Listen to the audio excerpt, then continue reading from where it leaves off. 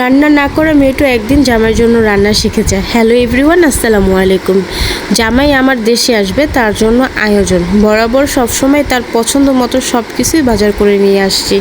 সে যা যা খেতে পছন্দ করে আমি সবসময় তার জন্য সেটাই চেষ্টা করি।